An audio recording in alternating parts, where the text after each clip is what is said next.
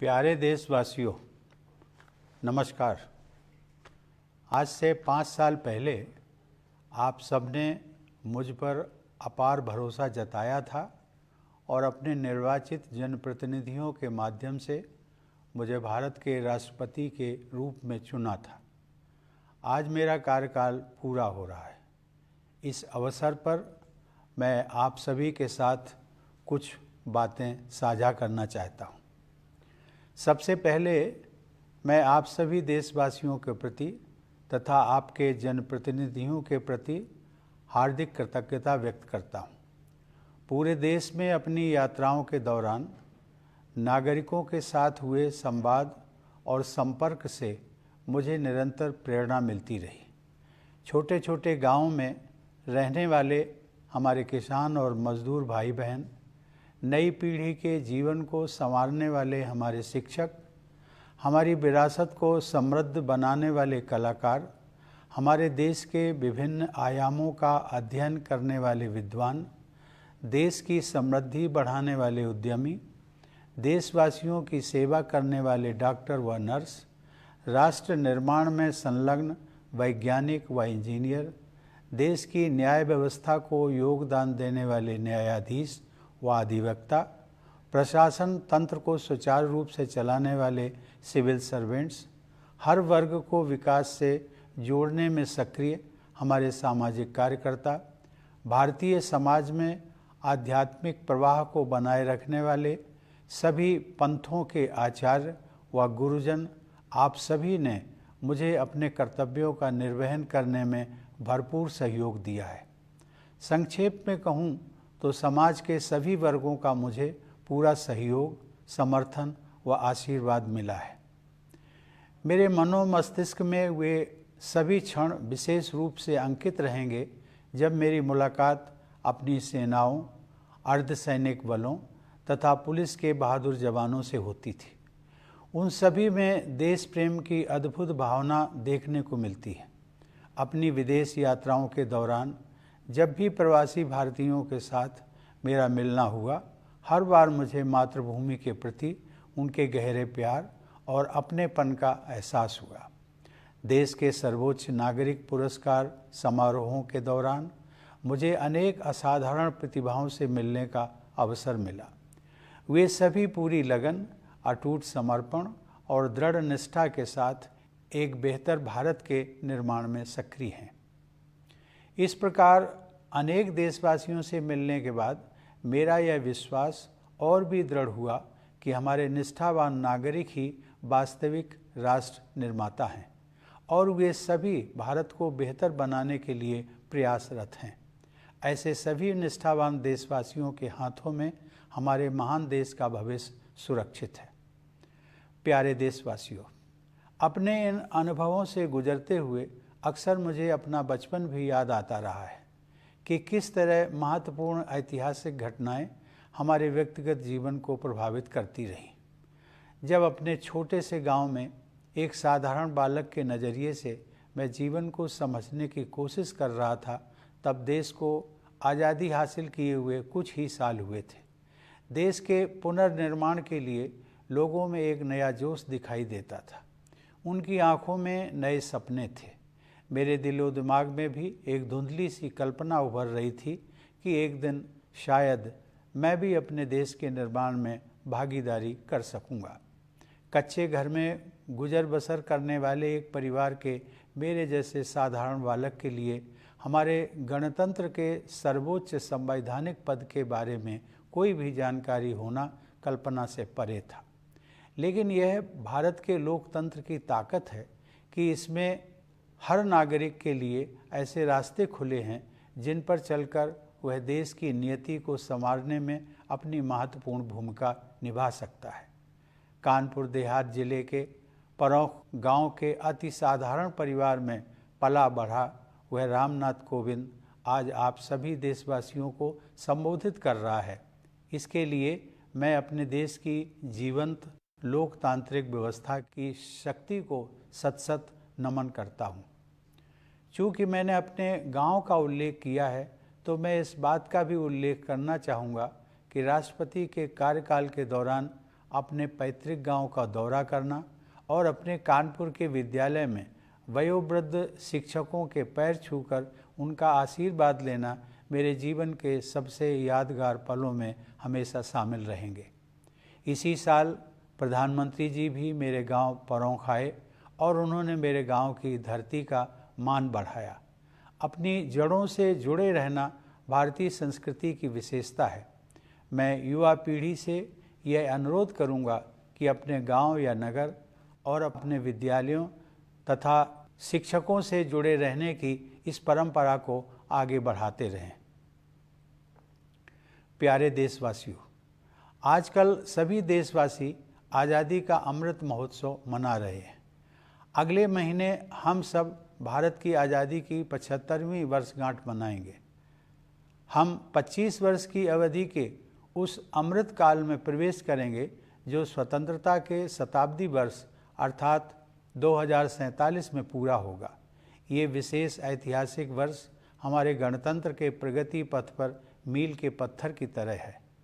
हमारे लोकतंत्र की ये विकास यात्रा देश की स्वर्णिम संभावनाओं को कार्य रूप देकर विश्व समुदाय के समक्ष एक श्रेष्ठ भारत को प्रस्तुत करने की यात्रा है। आधुनिक काल में हमारे देश की इस गौरव यात्रा का आरंभ ब्रिटिश हुकूमत के दौरान राष्ट्रवादी भावनाओं के जागरण और स्वाधीनता संग्राम के साथ हुआ। 19वीं शताब्दी के दौरान पूरे देश में पराधीनता के विरुद्ध अनेक विद्रोह हुए। देशवासियों में नई आशा का संचार करने वाले ऐसे विद्रोहों के अधिकांश नायकों के नाम भुला दिए गए थे। अब उनकी वीर गाथाओं को आदर सहित याद किया जा रहा है। 19वीं सदी के अंतिम तथा 20वीं सदी के आरंभिक वर्षों में नवीन जन चेतनाओं का संचार हो रहा था और स्वाधीनता संग्राम की अनेक धाराएं प्रवाहित हो रही थीं। वर्ष 1915 में जब गांधी जी स्वदेश लौटे, उस समय देश में राष्ट्रीयता की भावना और भी प्रबल हो रही थी।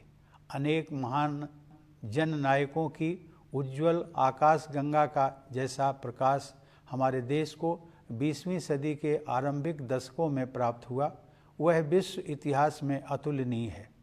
जहाँ एक और आधुनिक युग के एक ऋषि की तरह गुरुदेव रवींद्रनाथ टैगोर हमारी सांस्कृतिक विरासत से देशवासियों को फिर से जोड़ रहे थे, वहीं दूसरी ओर बाबा साहब भीमराव आम्बेडकर समानता के आदर्श की ऐसी पुरजोर वकालत कर रहे थे जैसा अधिकांश विकसित देशों में भी दिखाई नहीं दे रहा था। तिलक और गोखले से लेकर भगत सिंह और नेताजी सुभाष चंद्र बोस तक, जवाहरलाल नेहरू, सरदार पटेल और श्यामा प्रसाद मुखर्जी से लेकर सरोजिनी नायडू और कमला देवी चट्टोपाध्याय तक, ऐसी अनेक विभूतियों का केवल एक ही लक्ष्य के लिए तत्पर होना मानवता के इतिहास में अन्यत्र नहीं देखा गया है। मेरे मस्तिष्क में और भी कई विभूतियों के नाम उभर रहे हैं, लेकिन मेरे कहने का तात्पर्य यह है कि स्वाधीन भारत की विभिन्न परिकल्पनाओं से संपन्न अनेक महान नेताओं ने भारत की स्वाधीनता के लिए त्याग और बलिदान के अद्भुत उदाहरण प्रस्तुत किए। इसमें कोई संदेह नहीं है कि स्वाधीनता संग्राम पर गांधी जी के परिवर्तनकारी विचारों का प्रभाव सबसे अधिक पड़ा और उस दौरान उन्होंने कोटि कोटि देशवासियों की जीवन धारा को नई दिशा दे दी। देवी और सज्जनों, लोकतंत्र के जिस पथ पर हम आज आगे बढ़ रहे हैं, उसकी रूपरेखा हमारी संविधान सभा द्वारा तैयार की गई थी। उस सभा में पूरे देश का प्रतिनिधित्व करने वाले अनेक महानुभावों में हंसाबेन मेहता, दुर्गाबाई देशमुख, राजकुमारी अमृत कौर तथा सुचेता कृपलानी सहित 15 महिलाएं भी शामिल थीं। संविधान सभा के सदस्यों के अमूल्य योगदान से निर्मित भारत का संविधान हमारा प्रकाश स्तंभ रहा है और इसमें निहित आदर्श चिरकाल से संरक्षित भारतीय जीवन मूल्यों का हिस्सा रहे हैं। संविधान को अंगीकृत किए जाने से एक दिन पहले संविधान सभा में अपने समापन वक्तव्य में डॉक्टर आम्बेडकर ने लोकतंत्र के सामाजिक और राजनैतिक आयामों के बीच के अंतर को स्पष्ट किया था। उन्होंने कहा था कि हमें केवल राजनीतिक लोकतंत्र से संतुष्ट नहीं होना चाहिए। मैं उनके शब्दों को आप सबके साथ साझा करता हूँ। उन्होंने कहा था, हमें अपने राजनीतिक लोकतंत्र को एक सामाजिक लोकतंत्र भी बनाना चाहिए। राजनीतिक लोकतंत्र टिक नहीं सकता यदि वह सामाजिक लोकतंत्र पर आधारित न हो। सामाजिक लोकतंत्र का क्या अर्थ है? इसका अर्थ है जीवन का वह तरीका जो स्वतंत्रता, समानता और बंधुता को जीवन के सिद्धांतों के रूप में मान्यता देता है। स्वतंत्रता, समानता और बंधुता के इन सिद्धांतों को एक त्रिमूर्ति के अलग अलग हिस्सों के रूप में नहीं देखना चाहिए। उनकी त्रिमूर्ति का वास्तविक अर्थ यह है कि उनमें से किसी भी हिस्से को एक दूसरे से अलग करने पर लोकतंत्र का वास्तविक उद्देश्य ही समाप्त हो जाता है। प्यारे देशवासियों, जीवन मूल्यों की यह त्रिमूर्ति आदर्शयुक्त, उदारतापूर्ण और प्रेरणादायक है। इस त्रिमूर्ति को अमूर्त अवधारणा मात्र समझना गलत होगा। केवल आधुनिक ही नहीं बल्कि हमारा प्राचीन इतिहास भी इस बात की गवाही देता है कि वे तीनों जीवन मूल्य हमारे जीवन की सच्चाई हैं। उन्हें हासिल किया जा सकता है और वस्तुतः उन्हें विभिन्न युगों में हासिल किया भी गया है। हमारे पूर्वजों और हमारे आधुनिक राष्ट्र निर्माताओं ने अपने कठिन परिश्रम और सेवा भावना के द्वारा न्याय, स्वतंत्रता, समता और बंधुता के आदर्शों को चरितार्थ किया था। हमें केवल उनके पद चिन्हों पर चलना है और आगे बढ़ते रहना है। सवाल उठता है कि आज के संदर्भ में एक सामान्य नागरिक के लिए ऐसे आदर्शों का क्या अर्थ है। मेरा मानना है कि उन आदर्शों का प्रमुख लक्ष्य सामान्य व्यक्ति के लिए सुखमय जीवन का मार्ग प्रशस्त करना है। इसके लिए सबसे पहले सामान्य लोगों की मूलभूत आवश्यकताएं पूरी की जानी चाहिए। अब संसाधनों की कमी नहीं है। हर परिवार के पास बेहतर आवास तथा पीने के पानी और बिजली की सुविधा उपलब्ध हो, इस दिशा में हम काम कर रहे हैं। यह बदलाव विकास की बढ़ती हुई गति तथा भेदभाव से पूर्णतः मुक्त सुशासन द्वारा ही संभव हो सका है। मूलभूत आवश्यकताओं को उपलब्ध कराने के बाद यह सुनिश्चित करना है कि प्रत्येक नागरिक अपनी क्षमताओं का उपयोग करते हुए खुशी के अवसर तलाशे तथा अपने नितांत निजी गुणों का समुचित उपयोग करते हुए अपनी नियति का निर्माण करे। इस दिशा में आगे बढ़ने के लिए शिक्षा ही मुख्य साधन है। मेरा मानना है कि राष्ट्रीय शिक्षा नीति युवा भारतीयों के लिए अपनी विरासत से जुड़ने और 21वीं सदी में अपने पैर जमाने में बहुत सहायक सिद्ध होगी।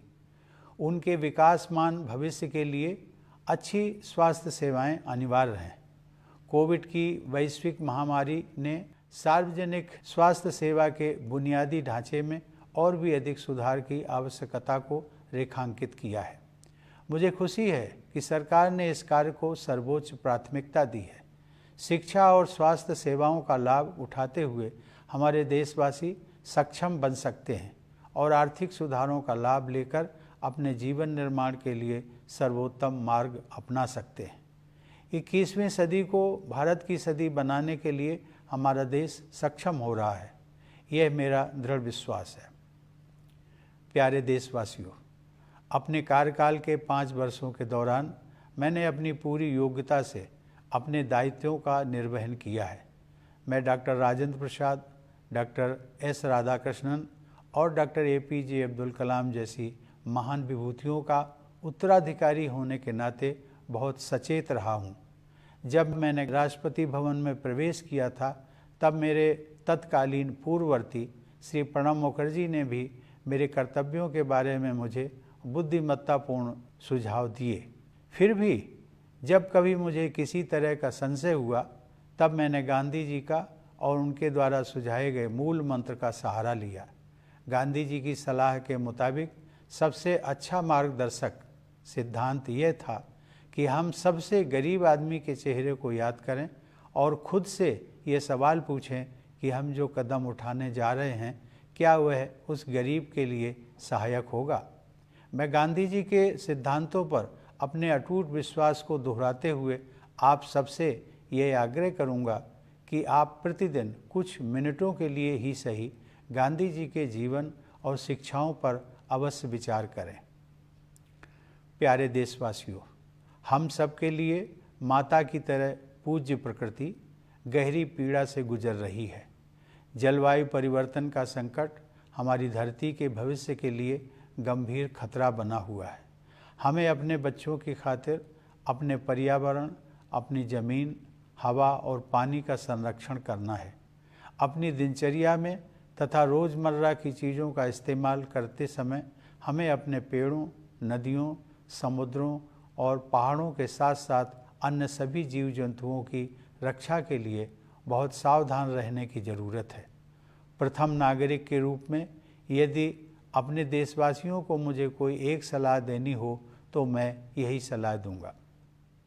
अपने वक्तव्य का समापन करते हुए मैं एक बार फिर सभी देशवासियों के प्रति हार्दिक कृतज्ञता व्यक्त करता हूँ। भारत माता को सादर नमन करते हुए मैं आप सभी के उज्जवल भविष्य की मंगल कामना करता हूँ। धन्यवाद। जय Hind.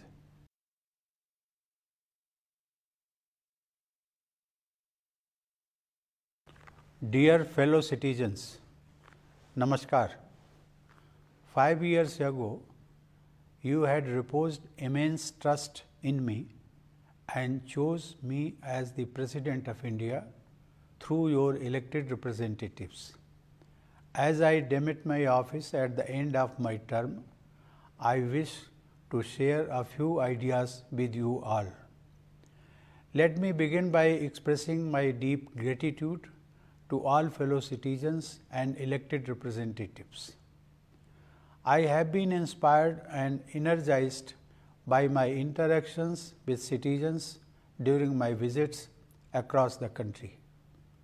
Farmers and workers from small villages, teachers shaping young minds, artists enriching our legacy, scholars investigating various facets of our country, business people creating wealth for the nation, doctors and nurses serving the people, scientists and engineers engaged in nation building, judges and advocates contributing to the justice delivery system of the country, civil servants who run the administration smoothly, our social workers actively connecting every social segment with development, preachers and masters of all sects who maintain the flow of spirituality in Indian society, you all have continuously helped me discharge my duties.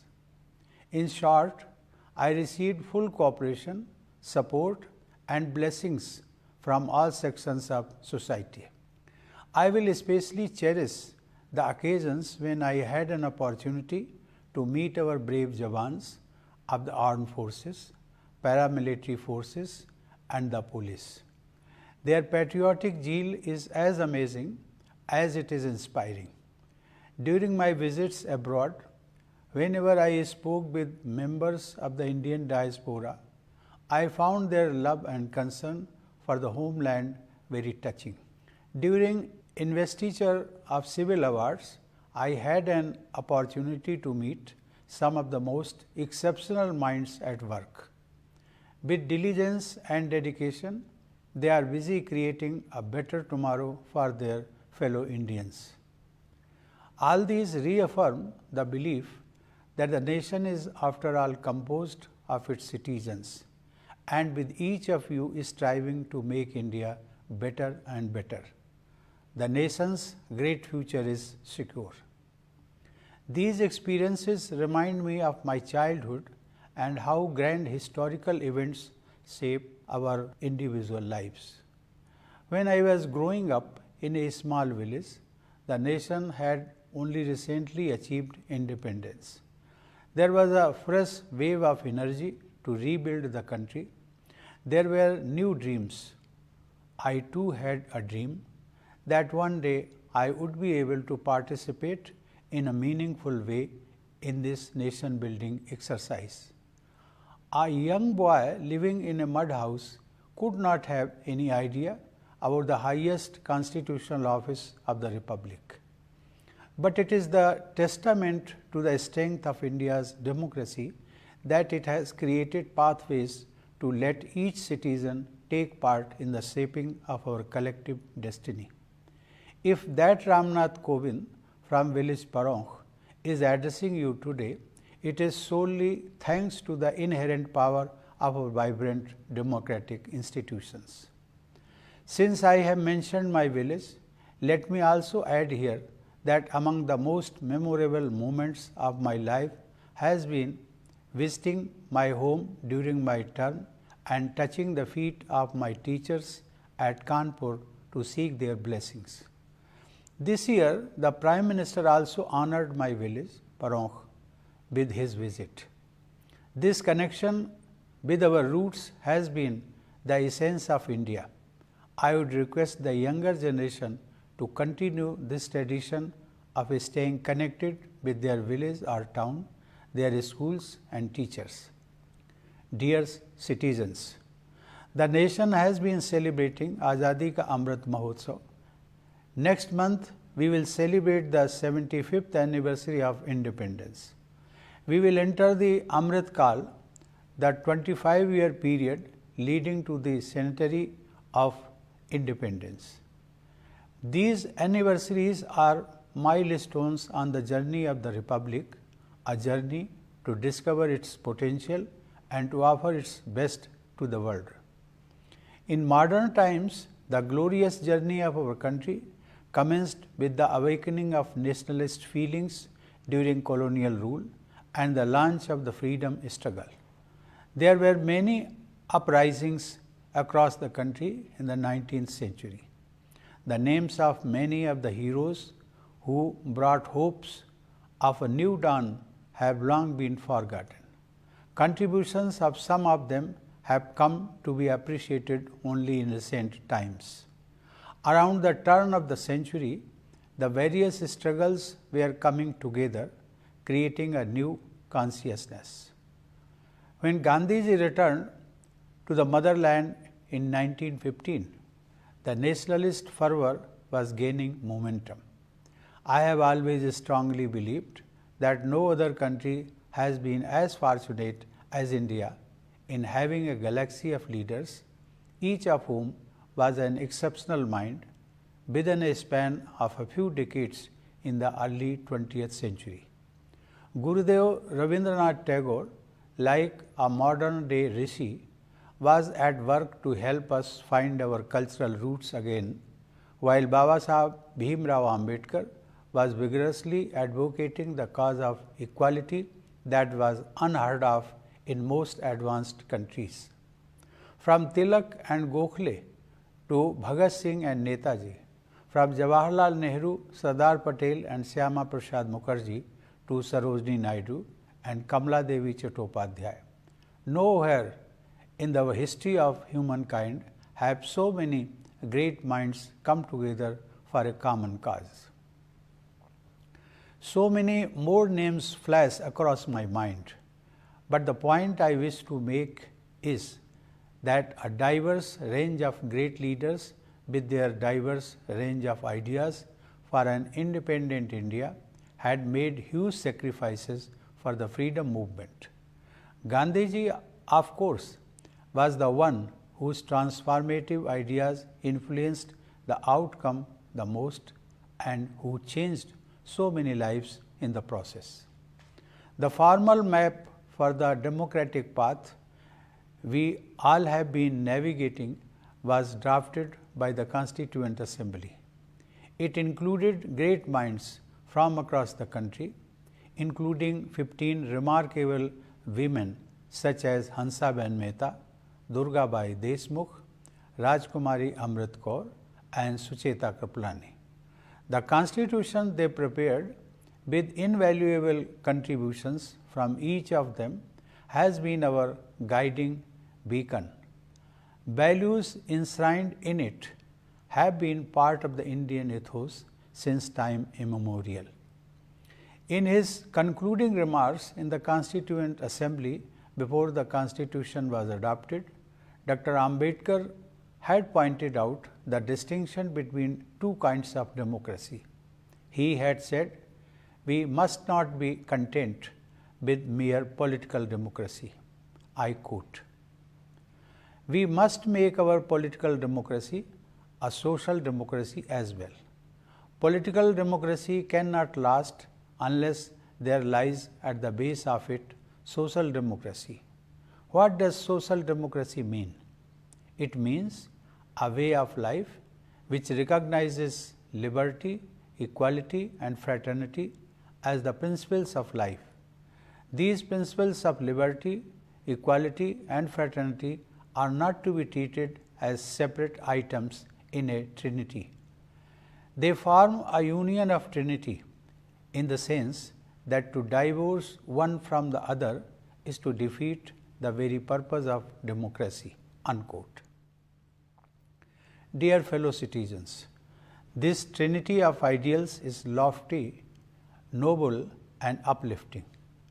They must not be mistaken for abstractions.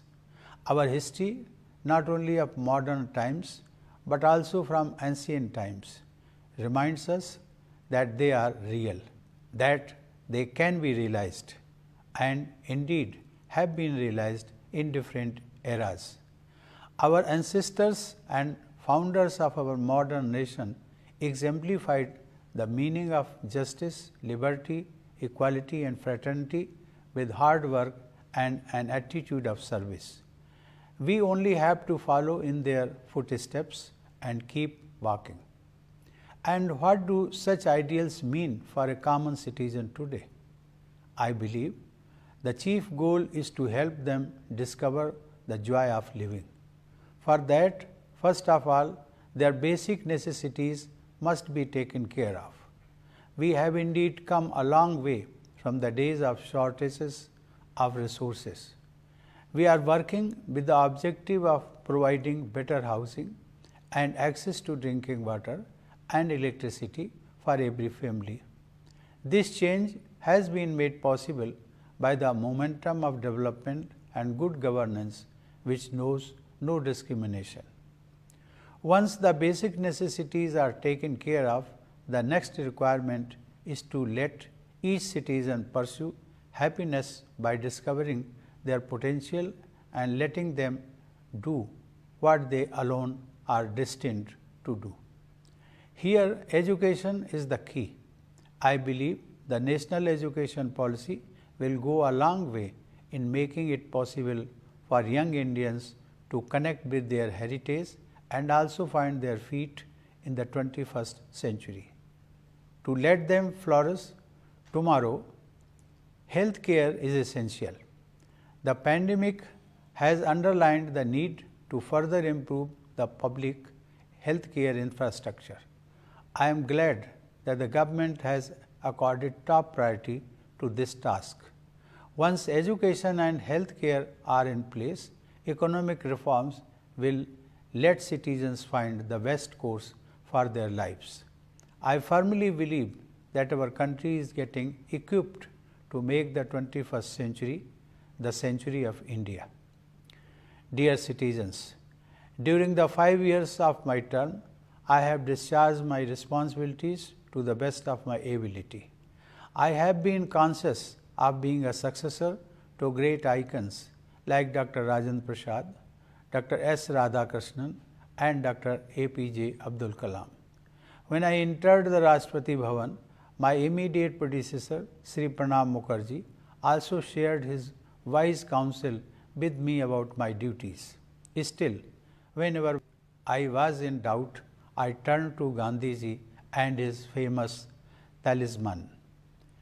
His advice of recalling the face of the poorest man and asking myself if the step I am about to take will be of any use to him.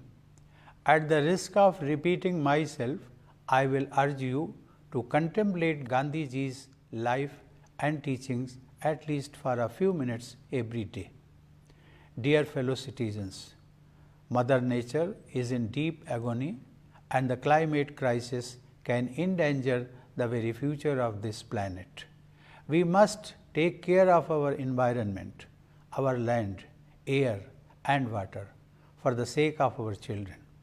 In our daily lives and routine choices, we must be more careful to protect our trees, rivers, seas, and mountains, as well as other living beings. As the first citizen, if I have to give one advice to my fellow citizens, it has to be this. At the conclusion of my address, I once again express my heartfelt gratitude to all my fellow citizens, my salutations to Mother India, and my best wishes to all of you for a very bright future. Thank you. Jai Hind.